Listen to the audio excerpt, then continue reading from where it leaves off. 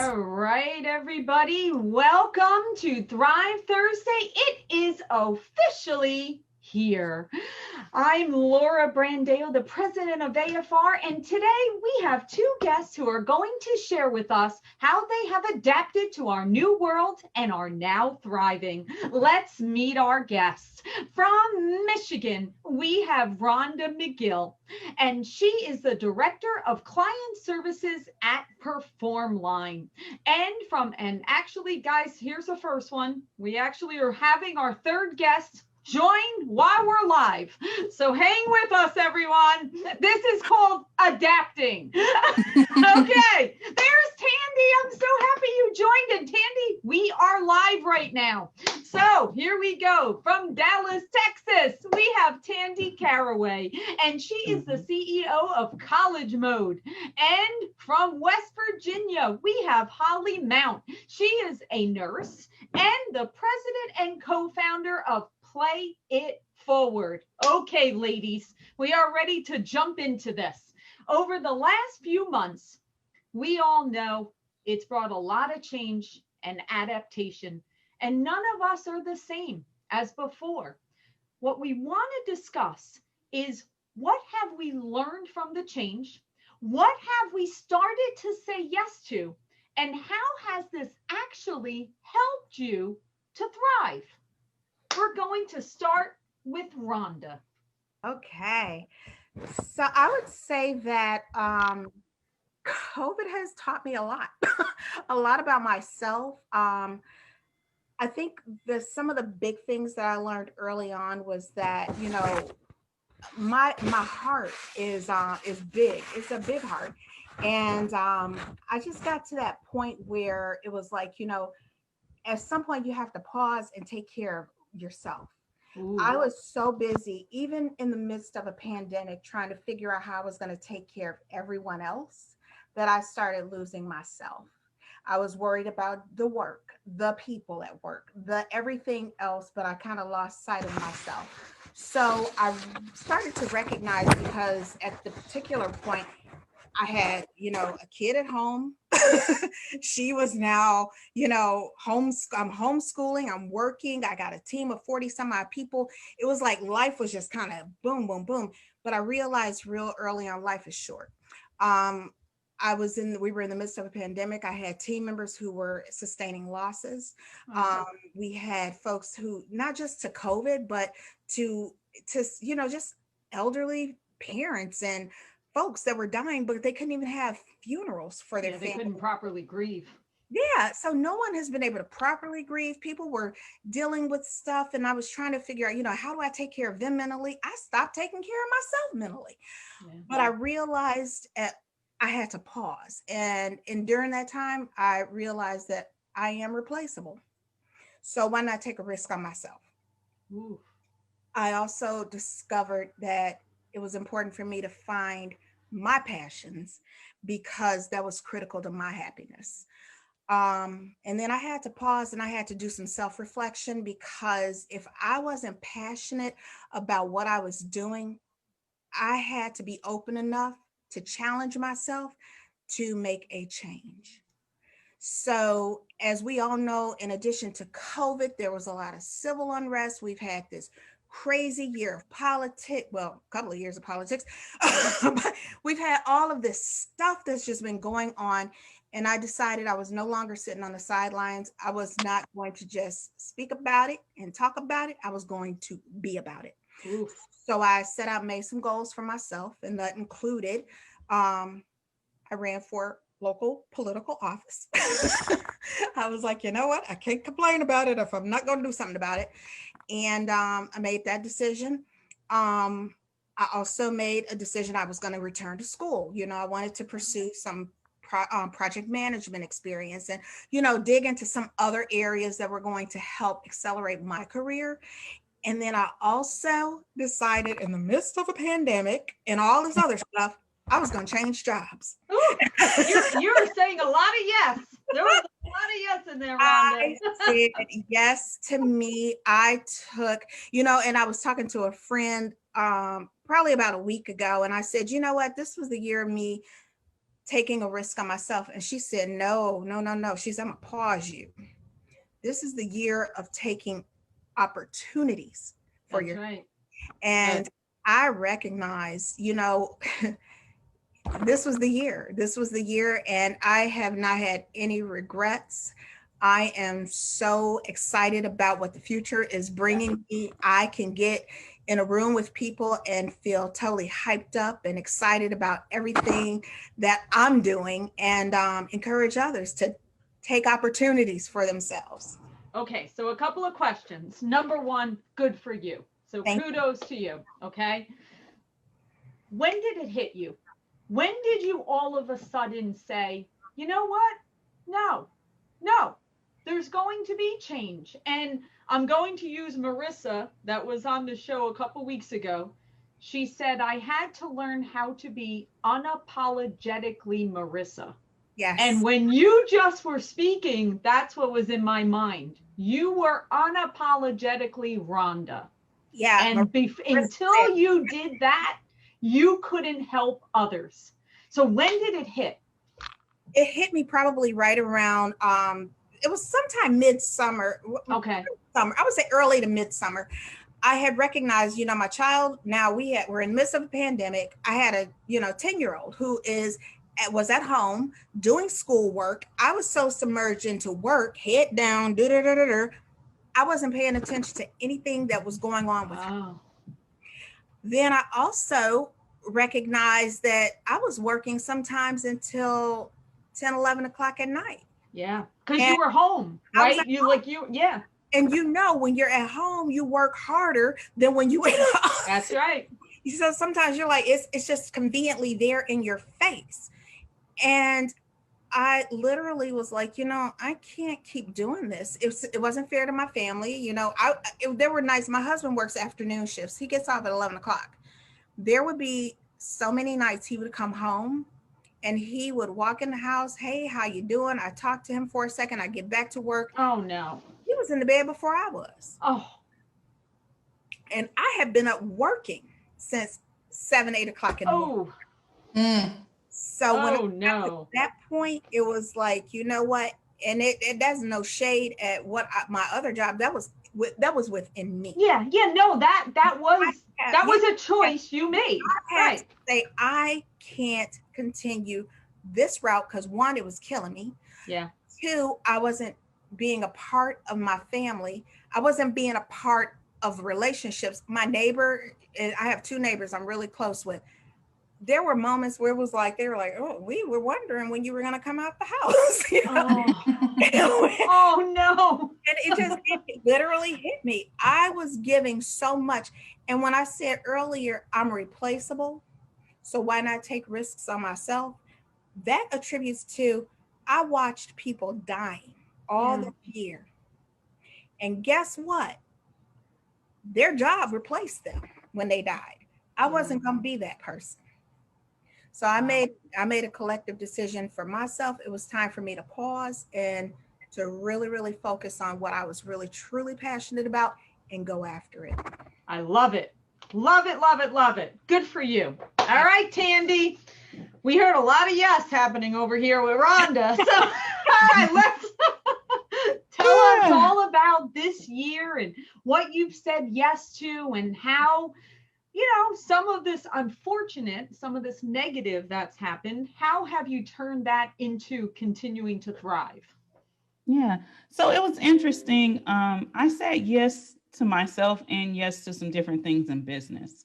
And so this year was when the pandemic started, I was in crisis mode. I'm one of those people that I'm a little strange. I do better in crisis sometimes. Me too. Mm-hmm. Oh, all of us. Okay. Yeah, I do better in crisis. I like thrive, and I was like going at it, and my business did well in those first couple months because I was going at it. But I realized this is crazy. This is craziness.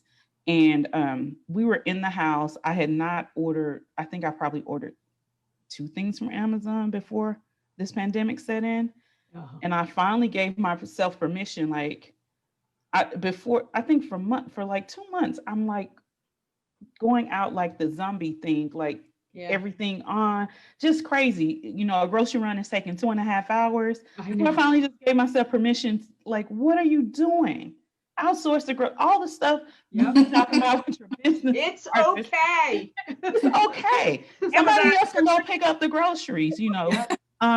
And my kids got sick. My kids got COVID, and they were in Miami. And so it was a wake-up call. Like, I had to get somebody to get stuff to them. Yeah. And it was just a lot that I had to decide that I had been putting off. Like, I'll do my own thing, that independent woman stuff, and I can do it myself. Superwoman mentality is sometimes we don't even realize we're carrying all of that. I had to say, yes, I will take the help. That has been my biggest thing. I hired an assistant. I changed up how my program runs. We pretty much only meet twice a week.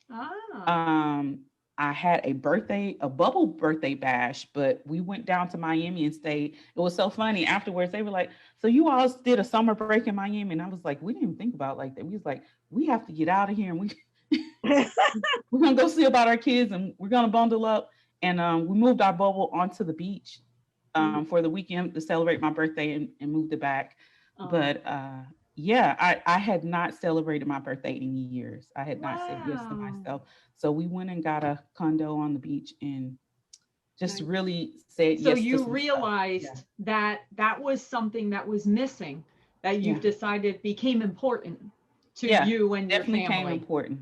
Definitely, which is wonderful. Important. And that is saying yes to yourself. And earlier today, I was having a conversation with someone, and we were speaking about how women especially struggle with allowing others to help us.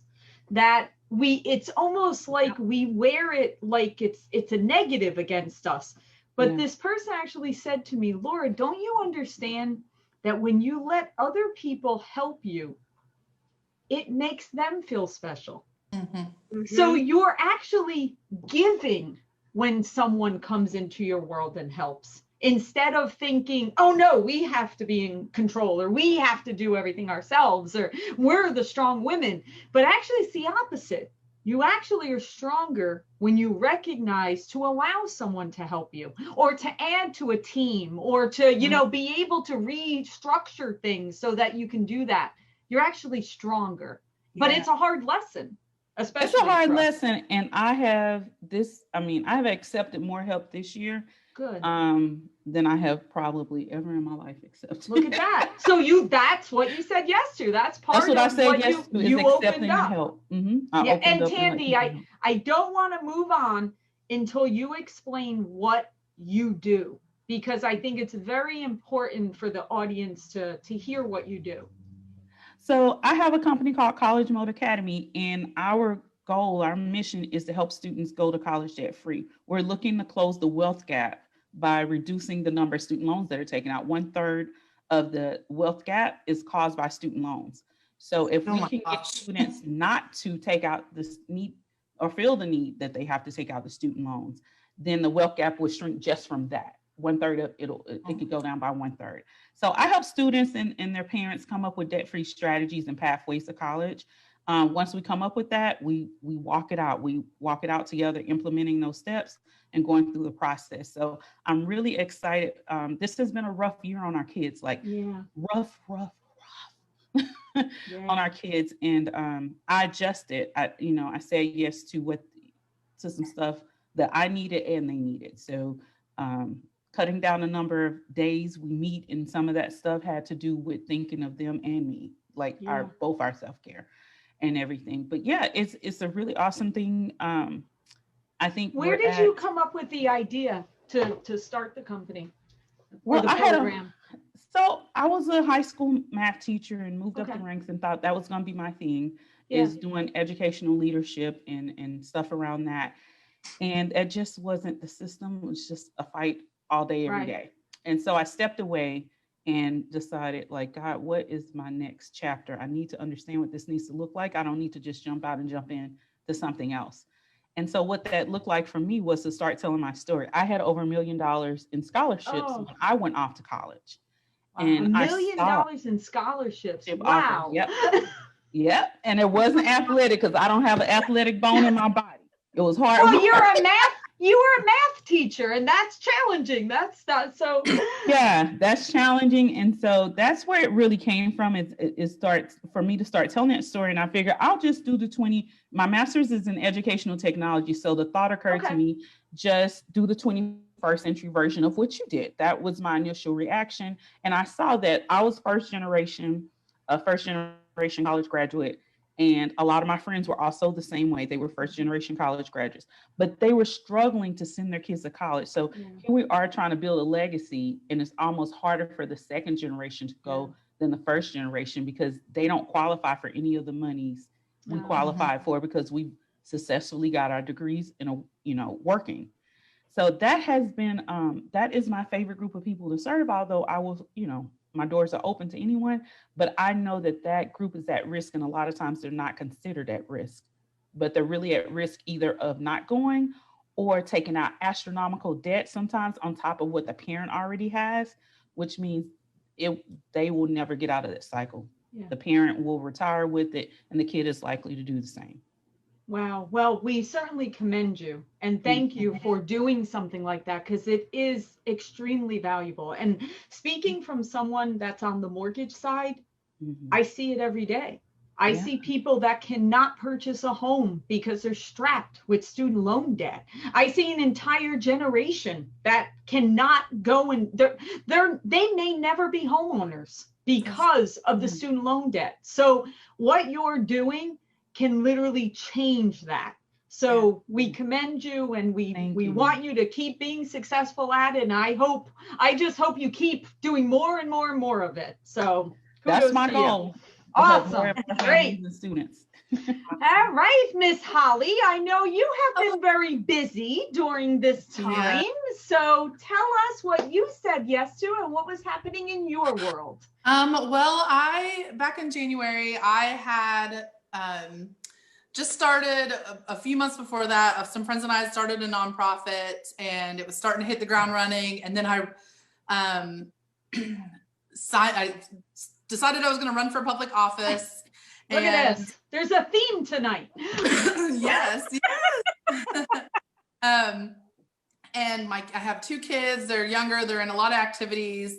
And I remember in March, back before everything hit, there was a point where I thought to myself, I was like, what all have I gotten myself into? I was overwhelmed. I thought, I don't know if I'm going to make it through the next few months. I had, this campaign party, and I was thinking, and then all of a sudden it all just stopped because of COVID. And my husband and I are both nurses, and believe it or not, he got furloughed completely the first month. Yes. Wow. In our area, it didn't hit right away. I'm in West Virginia. And so, all, elective surgeries a lot of surgeries were canceled. Elective, only emergent were on.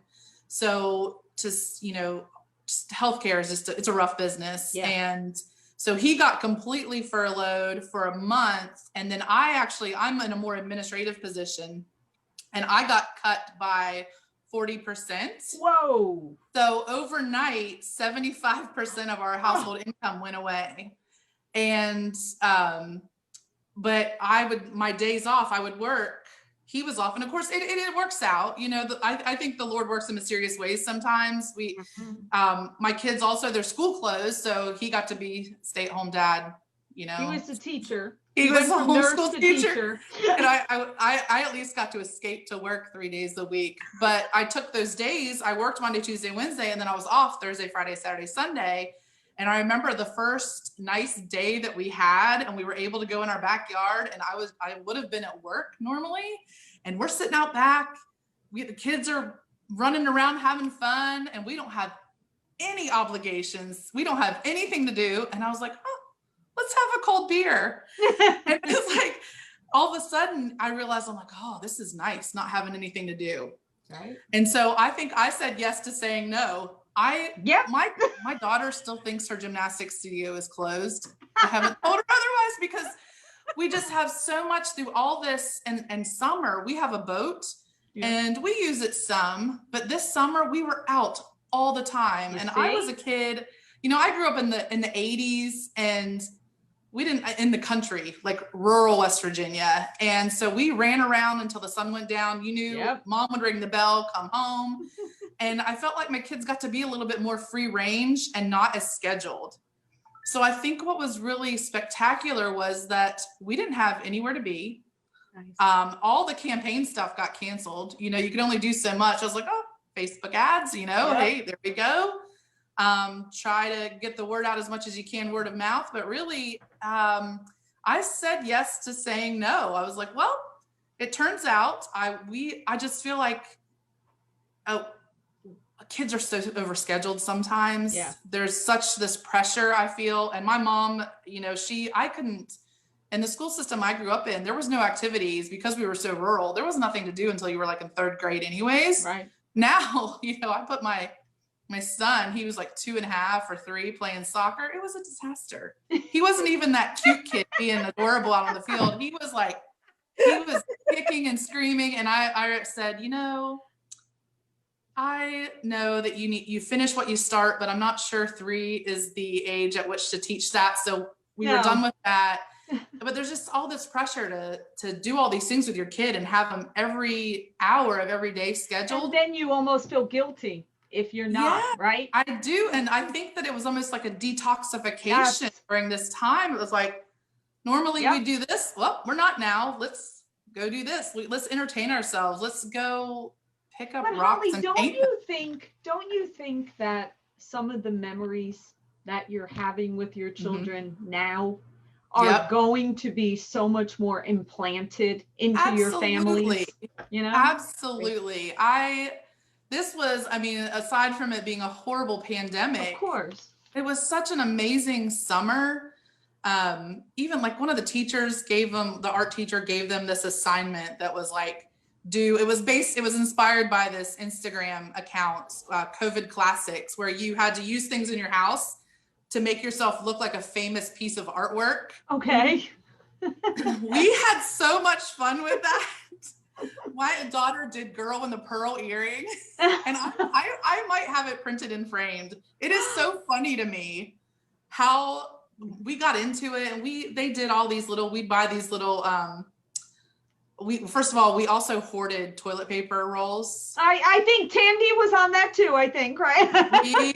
we kept toilet paper rolls. My daughter's What did you make out of the toilet paper rolls? Oh, we ended up donating a lot to her school's art program because there was no way we were going to get through all those. But she made, I'll show you. All right, let's see. She made the other day for Halloween. This is paper towel rolls. It's a candy dispenser. Oh, for Halloween, right? So that and you lift it out. Yes, she made a candy. So that way they don't have to come up to the door. Yes, and so this goes back to that old 1980s mentality. Why would I buy my child anything for Christmas when they needed cardboard? Just give them the box. Just give them the cardboard box. Bubble wrap. So we just chilled. We just said, you know what? No, we're not doing any activities, and we still haven't. My husband's job is still a little bit in flux. Right. So I was like, until his schedule, he finished nurse practitioner school, speaking of student loans. Uh-oh. I know. So he's There's a cure for that. Looking for There's a cure for that. Now you got a friend. So I said, we're not doing any more activities until we get a scheduled hammered out, because there's no point in trying to sign up for something and that feeling of rushing from work to school to gymnastics to basketball, wherever. And I'm that kind of person. As soon as I get home, the pants have got to go. I want to change into something comfortable, and to think that I have to wear the same outfit for that long is just, I don't want to do it. So we said yes to no. We said, we're not doing anything crazy anymore. We've had a magnificent summer. We've played with some friends, our bubble friends, right? The ones that we've adapted everything we've done. I've noticed that things aren't as over the top as they normally are. Birthday parties are a good example. Both of my kids had birthdays which probably most of the country did. Yeah. And they did the drive-by honk and wave. Best thing ever. No. We don't need presents. I certainly don't need sugary icing and No. cake. It's just, and that's the other thing my mom will always say, you know, we didn't have those kinds of parties when you were a kid. I know that. I lived through it. You know, it's fine. So I was like, oh, honking waves, and then it's done. It was great. It is So, fascinating, the lessons that we're learning. Mhm. And it will be more fascinating once, you know, we're all hopeful this vaccine and everything will, you know, be okay. You have to hope that some of these lessons that we've learned, we will keep, you know, Right. and Right. you know, when it goes back, that everything in moderation, right? I'm sure some things Right. will return, but hopefully the over the top part will kind of calm down a little. Holly, before I move back on to the next question, I do want you to speak about your nonprofit, because I Sure. do want to share. I love this, and I want people to hear about it. It was kind of inspired by these kids' activities. Our friend down the street was like, hey, does Caroline have a set of cleats? Because his daughter wanted to try soccer. She wasn't sure. It was kind of like one of those like, maybe she will like it, maybe she won't. Do we want to go buy all new stuff for her to like go to a practice and be like, meh, no. So I was like, oh God, we have a whole garage with all kinds of different, and our area, Huntington, West Virginia, we're infamous for a couple reasons. One of them is the opioid epidemic hit us. It's hit everywhere hard, but we were one of the epicenters for it. Oh. And we have a lot, our median household income in Huntington is about $29,000. And when you think about a registration fee, even if it's only $25 to play, Sure. and a lot of places here will waive that. If you just say, hey, you know, they'll absolutely waive it.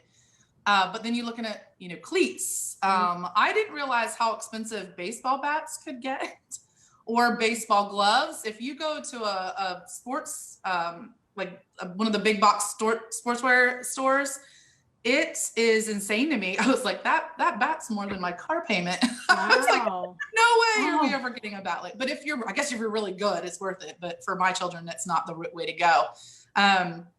Just this stuff adds up, and the next thing you know, you've got $100 sunk into just starting a sport, and they're going to grow out of it in 3 months.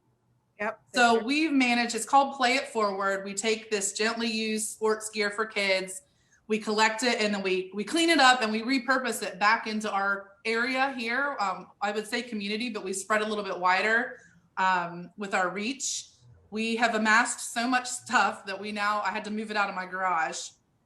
And we now have an 8x10 storage unit that is pretty full of stuff, decent stuff. And we're trying to get a grant right now for a enclosed trailer so that we can be mobile, so that if you know, the league across town is having their opening day or their registration day or tryouts, someone from that league can just bring their truck, because everyone's got a truck, hook it up and tow it there, and everyone. And we also serve as a drop off too, so they're not only taking what they need, right? So our slogan is our slogan is take what you need, give what you are able. Right. So it's very simple and it's very impactful. We outfitted, even right before COVID hit, we'd had our first events and we outfitted 50 kids. Wow. Head to toe with stuff, helmets, bats, balls, gloves. I mean, Holly, number one, again, I'm giving you guys the props. I mean, of what you're taking action on, right? You guys are taking action. So number one, Holly, what all of you have done is you've recognized something and you executed. You decided, listen, I can't wait for someone else to do something about it. I'll do something about it. All of you. You've all done that in your own way. And that's why I love having people share their stories, because that's what happens every day. And for anyone that says, I can't, yes, you can. It all starts with us seeing a problem. You recognize that, hey, there's kids that their families can't go out and buy that baseball bat or the cleats, but the kid wants to be part of the team. Why should that child not? He should. Right. Or someone that wants to go to college that, they shouldn't be strapped with this debt that's going to make it so they can't buy a home someday, or they can't, have a certain life. Let's do something about it. And Rhonda, she's like, heck, I can't complain about it. I'm going to do something about it. I'm going to go and I'm going to run for office. I'm going to execute, make a difference. All you ladies have done that. And that's where it starts with us. Absolutely. And it's amazing. You guys are inspirational. And now I get my favorite question. This is my most fun question. Okay. Yeah, take a sip of wine. She's got the wine going over there. She's like, I need it now. Right? I need it for this question. Okay. You guys know that, and I will tell you, this is my favorite question because you guys know the story. I'm writing a book. And when I first asked this question a few weeks back, and I said, tell me what your superpower is that you share with the world. And I always tell everyone that first week, everyone froze, kind of like, nope, I got nothing special here. I've got nothing happening. And then I started saying, ask your spouse, ask your friends, ask your adult children. They'll tell you what your superpower is. And I've watched people go from there's nothing special to leaning into, and I'm literally have watched this metamorphosis. So I'm very excited to hear from each one of you because it really is special that it's almost like a declaration. You're putting it out to the world what it is. And I can't wait. And you guys are already inspirational and incredible. So now let's wrap it up here with Rhonda. What's your superpower? My superpower is insight. Tell me. I have an understanding of people. I have an understanding of situations. And I have a tendency to be able to help people navigate through things that they typically would be kind of stumbling on. And so people tend to turn to me for my advice and my guidance, even though I've never proclaimed to be that person. But every time I've asked people, well, well, you always have good insight. And I'm like, okay, if you say so. But I am passionate about helping people to see the big picture and helping them to find the solution. So insight. So let me dive into this. So do you think it's your connection to those people? Do you think it's your listening to those people? What do you think it is that makes it so you're able to guide them into that, getting past their hiccup or their struggle that they're dealing with, or they're guiding them to that next level? What do you think it is? I think it's a combination. Okay. I like to hear when people say that they're going through something or they've got this thing. I like for them to be able to kind of talk it out. Just let's talk it out. If I could carry a whiteboard with me all the time, I would carry a whiteboard and say, okay, let's put all the details up there. Just having the ability to listen to people. And sometimes people figure things out themselves. They just need the sounding board. True. And I have a nurturing, motherly way with people who are not my children. They're all my children. And I love people. So I am a people person. I connect with people and I don't know a stranger. And I think I've just, I just have that ability to listen to people, encourage them to be their best. And I see things in people that sometimes they don't see in themselves. And I try to. So do you see how she's developed that superpower into something much bigger from where she started? And I think you're 100% on point, Rhonda, just from the short time that we've known each other. I think you make people feel very comfortable. And you're very open and caring, and you definitely want to nurture and guide them to be their best. So I think you definitely, that is spot on, and thank you for that. Thank you. All right, Tandy, I can't wait to hear. So my superpower is really helping people connect path, like being strategic with people wanting to reach their goals and their potential. So I happen to do that in my business. Yeah. But I'm like addicted to sing. So my friends are like, I'm the self-help guru.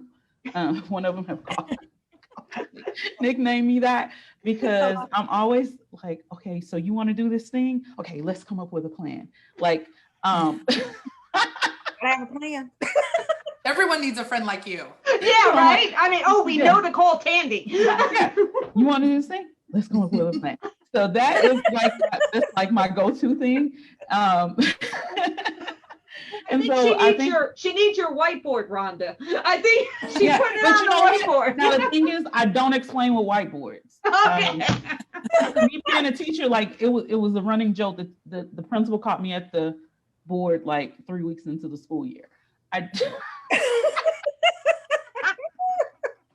Like he actually caught me working because being at the board means you're working. So I actually story tell. Okay, go ahead, keep going. So that is something I've learned in the pandemic. I didn't, and people probably like, how didn't you know you tell stories all the time? But I didn't realize that I tell so many stories. So I'm like, every Thursday night, we're trying to get through this pandemic with my students. So one of my students like, I always laugh at these stories. These are always good little, like what is she gonna say? This is like today. But your stories are how you're connecting with them. That's your communication style. And believe me, that's a gift. Like being able to tell stories is a gift because people remember stories and people connect to stories. So do you use the stories to get them strategically to execute whatever it is so so we spoke about the action. So you're actually you're the spark. Exactly. That's your superpower. That's my superpower is I spark people into action, inspire them. And one of the kids, she came in late. So she was feeling a little, feeling awkward. A little out of place. It was a little, because the other students had already been together. And she said, I always feel like I can just do it after I talk to you. She's the spark. So that is my superpower is I can sit with somebody and see their potential and come up with a plan and spark them into action. And there you go. Cheerleader. Yeah. There you go. All right, Holly. What do we have? So I consulted with my brain trust of friends. That's the most fun part is hearing what they have to say. They're a good crew. Is my sense of humor and the ability to add levity to most situations. As a nurse, my background is pediatric intensive care. Ooh. And so I did, that was the first several years of my nursing career. And that's a pretty intense job. I was air and ground transport. So I was flying kids and taking them by ambulance. And I think as any nurses all have a sick sense of humor in some ways. There's no bodily fluid joke that you can throw at us that we haven't heard. But I think it almost is a defense mechanism that you develop when you're in any kind of serious situations. After you develop these defense mechanisms. And my mom and dad are hilarious people. My brother, super funny. So I guess I fit right in. I love to laugh. I think that in most situations, there's always maybe just a little bit of something funny. Not every situation's funny, but there's always something that you can pull out of something that's like, well, that's ironic or that's a little funny, So mine is my ability to inject some levity and use humor to kind of maybe lighten the mood a little or just make you get my point across. I will tell you that's definitely a gift. That definitely can be a powerful superpower. And even going back to this whole situation with COVID, I think we also learned, boy, did we take ourselves way too seriously before. So like we really have to get over ourselves. Sure. I mean, I mean, You know, I have to tell you, if right now the dog starts barking and the lawnmower's going, I really wouldn't even flinch. It wouldn't bother me a bit. But I'm drinking live on a social media platform. My mom's probably somewhere. I'm like, what is she doing? Oh my God, heavens to Bitsy. Well, and you know, the memes, memes are so, just the way we communicate now. And I started an album on Facebook when coronavirus hit, and I was like, oh, that's a funny one. And the first one was about homeschooling, and I was like, oh, that is funny and true. And now I looked at it the other day because I also started an election meme album as well. But my COVID memes, I'm up to almost 300, and I keep it private. I kept it private because I don't want anyone to see what sick sense of humor I have. I was like, oh man, that's really funny, but I'm running for office. No one can see that I think that's funny. Or, I'm a nurse. No one can see that I think that's funny. But I was like, oh, it's really funny. So yeah, I say they're just humor, if laughing releases good chemicals in your body and it makes you feel better. And so why not? I'm not a serious movie person. I can only take a little bit of serious movie. I'm a comedy person all the way. I want to laugh. Life itself is serious enough. But that's exactly right, Holly. You're exactly right, especially being in the medical profession. I mean, you're right. It's actually when that expression of laughter is your best medicine, it really is. I mean, we need to enjoy life. Why are we here if we're not enjoying life? So laugh, and it's okay, and the people that judge something like that, they don't matter anyway. They really don't. So thank you for having that superpower. Share it. Share that laughter, spread it around. It's great. You ladies are amazing. Absolutely loved hearing all your stories. And guys, every week I say it, and there has not been a week yet that has not been accurate. It boggles my mind that this is the first time, we've ever met, was coming together to do this. But yet, listen to these stories. This wasn't planned. It wasn't as if we knew each other and it's like, hey, Tandy, you're awesome. Come. You were all nominated from last week. And now we're at the point you're going to nominate my next week guest. I just like everybody to realize, anyone that's watching this is the beauty of what we have around us all across the country.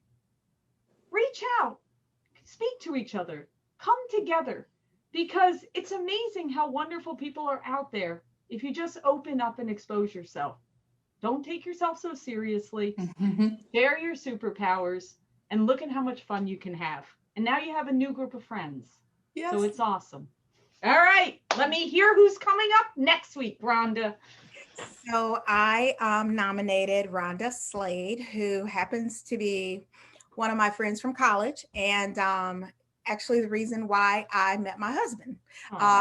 She got married, and her husband at that time is my current husband's cousin. So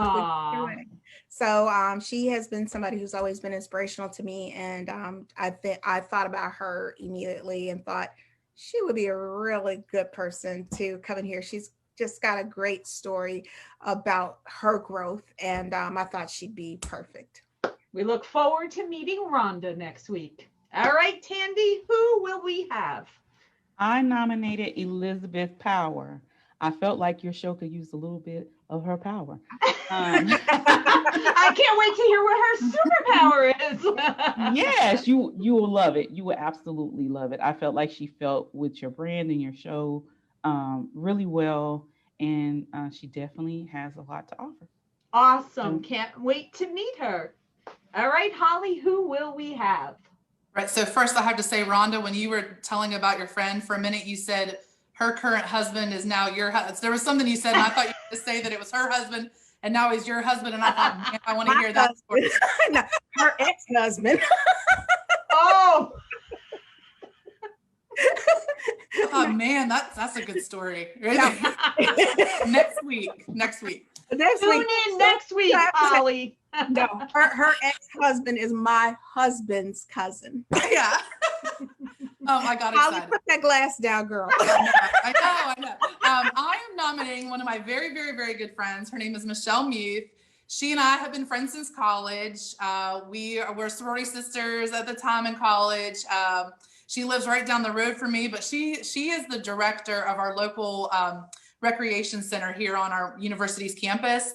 And she is just super cool. She's from New Jersey, but grew up in Norway. Wow. And then ended up in Huntington, West Virginia to go to college, and then moved back to Norway. And now she's back here, and she's just super cool and interesting, and she's really, really funny. So I think You'll really enjoy meeting her. Awesome. Well, it has been a pleasure, ladies. Wishing you the best in everything in your life. Keep sharing your superpowers with the world and keep saying yes. And we wish you all the best. Thank you. Thanks, Laura.